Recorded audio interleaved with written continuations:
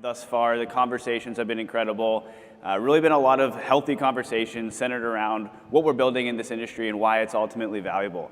I think the change in administration has really highlighted that these assets can accrue value, and they're doing so in real time today. So I'm excited today to center a lot of this conversation around the native assets of the largest blockchains in this industry and how they ultimately accrue value.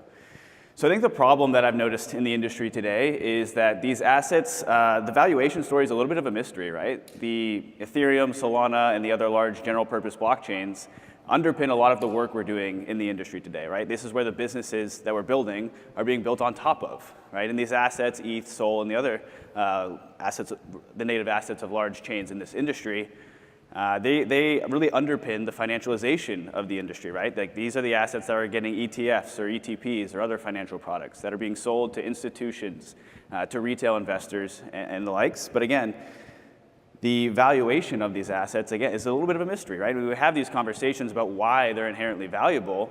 There's terms like moneyness that come up, or ideas of commodity-like properties that drive value back to these assets, or even the utility that these assets play, the role they play within these networks. What I want to focus on today is centering that conversation around these assets' ability to accrue cash flows. Right? That's a very popular concept in traditional finance today, and I think that it can be applied to the native tokens of assets today, right? And so the idea that we're really going to introduce by the end of this talk is REV, or real economic value, right? The ability of these assets to generate generate value out of user activity on the network, right? And so I admit the title of the talk today is a little bit facetious, right? Blockchain revenue does not exist. But the reason for that is very intentional.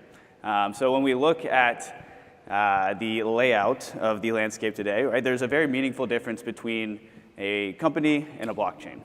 And so if we go to the next slide here, we'll be able to see that there's a good layout here between, okay, perfect. So a company has a single owner or operator that controls the operations of the business that ultimately is legally liable for the business itself, whereas in a blockchain, there's a group of stakeholders that come together to form a network.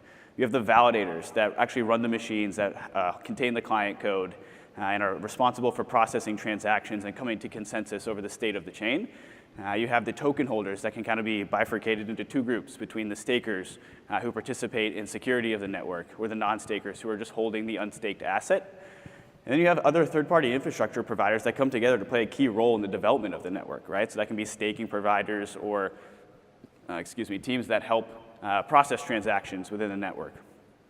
And each of these stakeholders have their own view of the world, their own network, their own P&Ls, their own top line. And so when somebody says, blockchain revenue, my question is to who? Which of these entities are you using as your baseline when you're referencing the revenue of this system, right? And so this isn't just a semantics debate either, because this confusion is actually translated into the metrics that are using to create these valuation frameworks, right? And so I want to walk us through what exactly that looks like when we look out in practice today by looking at the two most popular models that are used to calculate blockchain revenue when this discussion is being had. So we'll use Ethereum as our base case example here, and we're looking at the 2024 total values here in millions of dollars. So the first of those models that I want to walk through is, does revenue equal burn? This is probably the most popular model that you'll see if you look at most data provider websites today. This is the metric you're going to see. Well, you have some top line that's often called fees that gets brought down to this revenue line item of burn.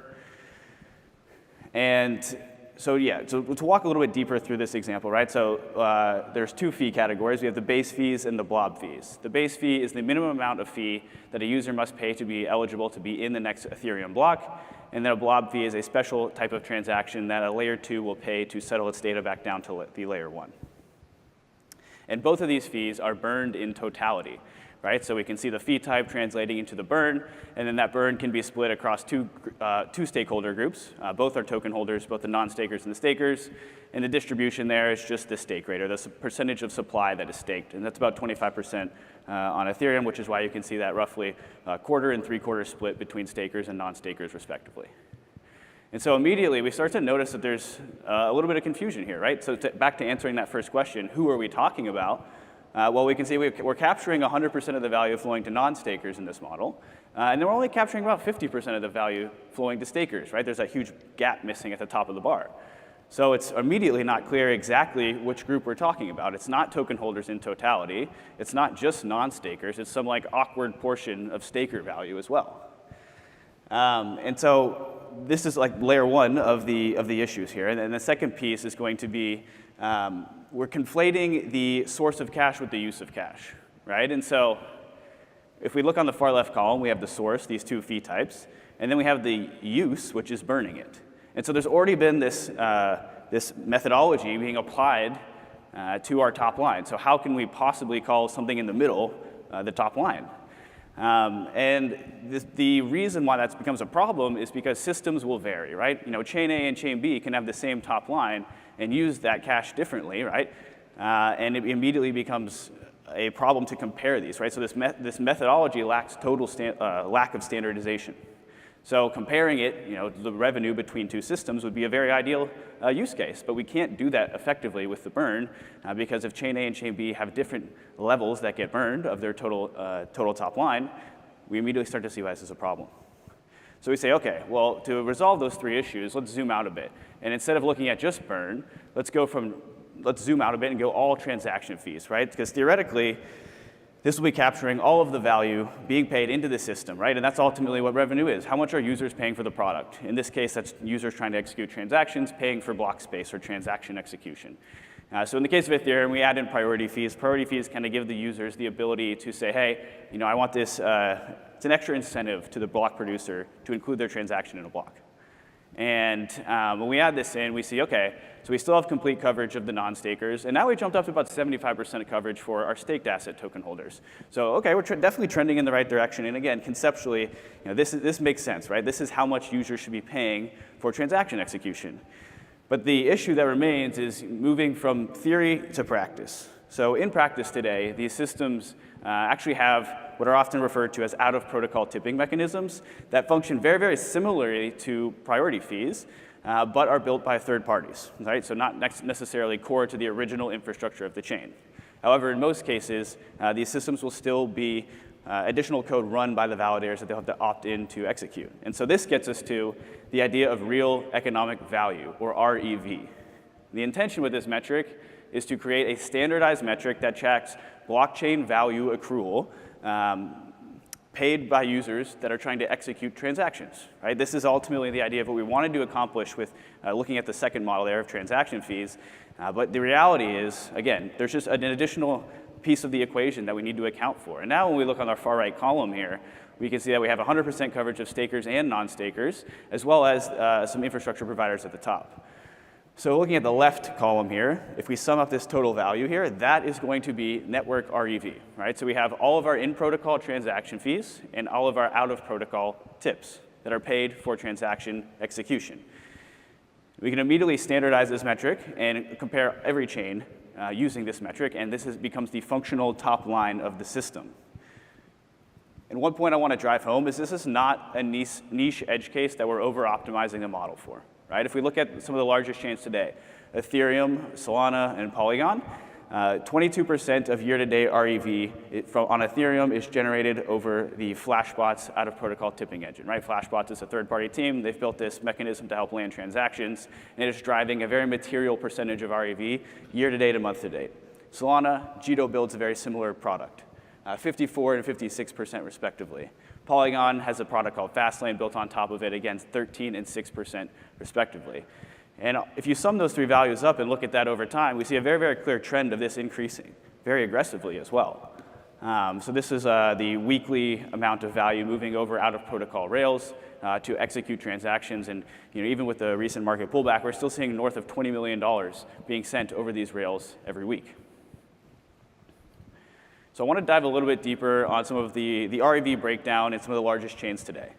Right? And so if we look at Ethereum REV, the blue line here is going to, or the blue bars here are going to be the base fee. And the base fee is set by a particular supply and demand metric where the supply is relatively constrained. It's actually recently increased, but the validators control this value. And then the demand part of the equation, of course, is market driven. So when a lot of users want to transact at the same time, the base fees will run up rather aggressively to try to deter that demand, essentially. And so looking back at 2021, we see this monster run up in REV, and that was largely driven by some of the NFT mania craze that we saw at that point in the cycle. And base fees and total transaction fees ran up north of $50 to $100, right? And some of that activity has largely played a role, or some of that high transaction fees have played probably a meaningful role in the cyclical decline of REV we've seen over the last 4 years. But the important takeaway here is the base fee is what is burned. Right? So again, we see when you're only looking at what's burned, it's a majority of Ethereum REV.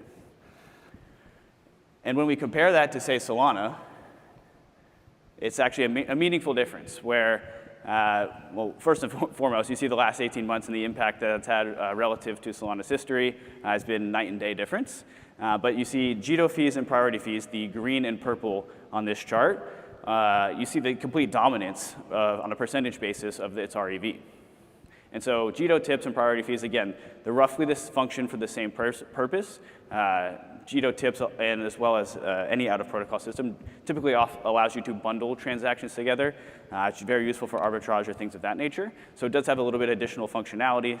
In the case of Ethereum, you can skip the public mempool as well. So again, you do get these extra features, but largely they serve the same purpose, which is to execute a transaction on a faster or more programmatic way.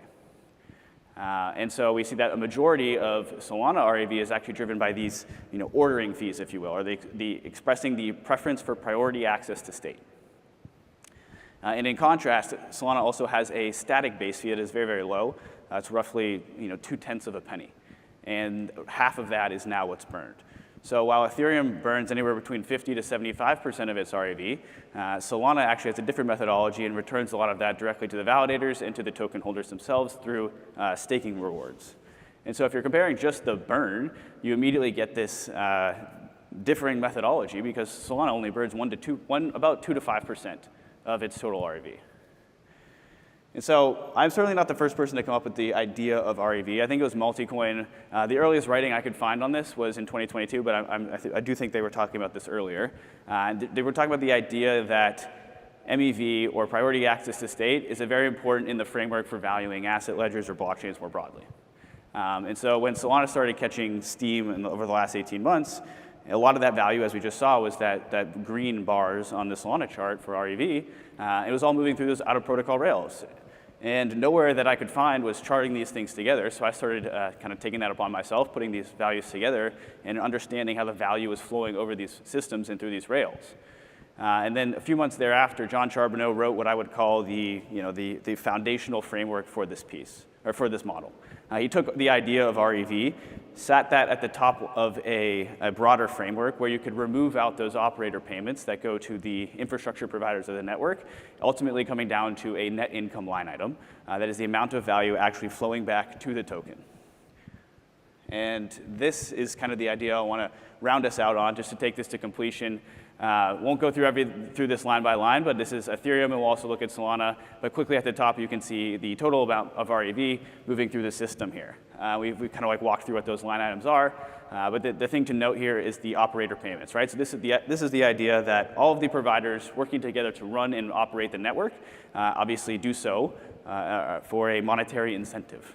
So if you can reduce the top line from these amounts, or the expenses from the view of the token holder, to receive or calculate and determine the amount of value that actually goes back to the token. So the takeaway on this chart would be to look at the migration away from proof of work to proof of stake and how that changed the token profitability metrics here. As again, you can look at a 2020 value, compare that to the 2022 value, or excuse me, 2023 value, and we can see that miners are no longer taking all of the transaction fees and all of the issuance out of this process, right? And it's not to say that proof of work is bad. Obviously, it's working incredibly well for Bitcoin. It's just a difference in system. And when it comes to token value accrual on a cash flow basis, proof of stake is more beneficial.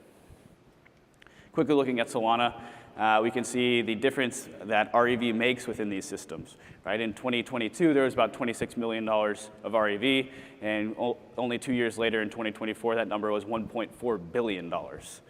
Which allows this network to think about value accrual in a different way, right? Maybe we want to lower inflation. Maybe we want to reward validators less because they're doing so well within the system. They just recently passed a proposal to share block rewards with the stakers as well, right? So they're trying to drive more value back to the token holder. And conceptually, it makes sense that on the onset, validators were taking a larger cut out of this equation. Right? Because the validators on Solana are beefier, larger machines that require more capital to run. And so we're now tracking this all at Blockworks Research. We just launched our Analytics 2.0, which is the largest product release in Blockworks history that we were very, very excited to get out the door, and is now live. So we're in the room next door if you want to come check out the product. We are tracking REV across every chain and rapidly expanding out the coverage of pulling that down to the bottom line of token holder net income. And so I guess I'll leave you today with the idea that we need to think more rationally about how these systems accrue value, because we live in a world where value accrual is like safe to talk about publicly now, right? Like we feel a little bit more confident that these systems can accrue value, and we're very excited to be talking about that here at Blockworks Research. So thank you.